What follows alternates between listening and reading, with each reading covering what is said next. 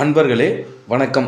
நாம் இந்த வீடியோ தொகுப்பில் பார்க்க போகிறதுனாக்கா வீட்டில் வசிய மருந்து செய்வது எப்படி, இதை பற்றி தாங்க நம்ம இந்த வீடியோவில் முழுமையாக பார்க்க போகிறோம். தயவு செஞ்சு வீடியோவை முழுமையாக பாருங்கள். அப்போ தான் நான் என்ன சொல்ல வரேன்றது உங்களுக்கு முழுசாக புரியும்.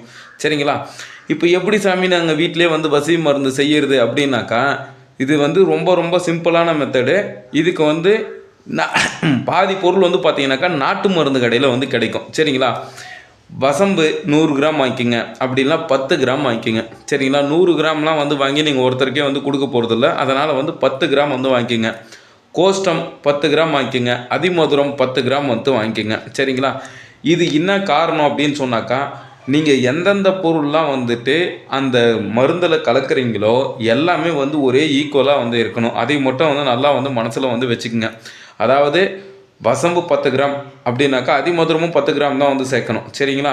இது நாட்டு மருந்து கடையில் நீங்கள் என்னான்னு கேட்கணும் அப்படின்னாக்கா, நல்லா காஞ்சு தான் கொடுக்க சொல்லுங்கள். சரிங்களா? ஒரு சிலது பார்த்தீங்கன்னாக்கா மேலே காஞ்ச மாதிரி தெரியும். உள்ளே பார்த்தீங்கன்னாக்கா பச்சையாகவே இருக்கும். அந்த பச்சையாக இருக்கிறத ஏன் வேணான்னு சொல்கிறோம் அப்படின்னாக்கா, அதை நீங்கள் ஒரு அம்மியில் போட்டு அரைக்க முடியாது. சரிங்களா?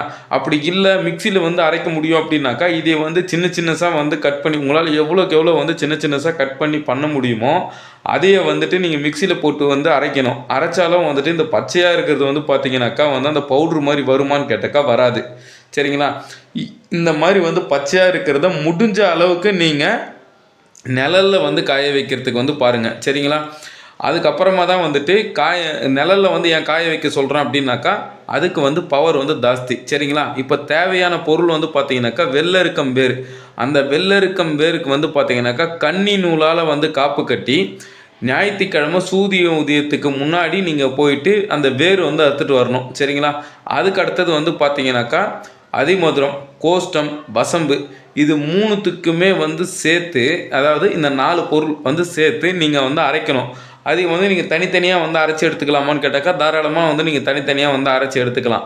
அரைச்சி எடுத்துக்கின பின்னாடி என்ன பண்ணணும் அப்படின்னாக்கா, அதாவது 1 கீழாநெல்லி சாறு. சரிங்களா? அப்படி இல்லை அப்படின்னாக்கா நீங்கள் அந்த பவுட்ரு மட்டுமே கூட கலந்து கொடுக்கலாம். அந்த பவுட்ரு நீங்கள் எப்படி கொடுக்கணும் அப்படின்னாக்கா, ஆண் அப்படின்னாக்கா அவங்களோட இடது கை ரத்தம், இடது கை மோதிர விரலோட ரத்தம். பெண் அப்படின்னாக்கா வலது கை மோதிர விரலோட ரத்தம். சரிங்களா? இந்த ரத்தத்தை சும்மா ஒரு 2 சொட்டு விட்டு நீங்கள் நல்லா கலக்கிட்டு நீங்கள் அதை ஒரு ஸ்வீட்லேயோ இல்லைனாக்கா ஒரு கறியிலையோ நீங்கள் கலந்து கொடுத்தீங்க அப்படின்னாக்கா, நீங்கள் யாருக்கு கொடுக்குறீங்களோ அவங்க உங்களுக்கு வசியமாயிடுவாங்க. சரிங்களா? இது ஒரு சிம்பிள் மெத்தடு. இந்த வெள்ளரிக்கம் வேர் எடுக்கிற நாள் பார்த்தீங்கன்னாக்கா ஞாயிற்றுக்கிழமை சூரிய உதயத்துக்கு முன்னாடி. அதே மாதிரி இது அரைக்கிற நாள் பார்த்தீங்கன்னா ஏதாவது ஞாயிற்றுக்கிழமை தான் அரைக்கணும். இந்த வாரம் எடுத்துன்னு வச்சிடுற சாமி நான் அடுத்த வாரம் ஞாயிற்றுக்கிழமை அரைக்கலாமானாக்கா தாராளமாக அரைக்கலாம். எந்த விதமான தப்பும் கிடையாது. சரிங்களா? நன்றி, வணக்கம். ஏதாச்சும் டவுட்னா கமெண்ட் பண்ணுங்கள். நான்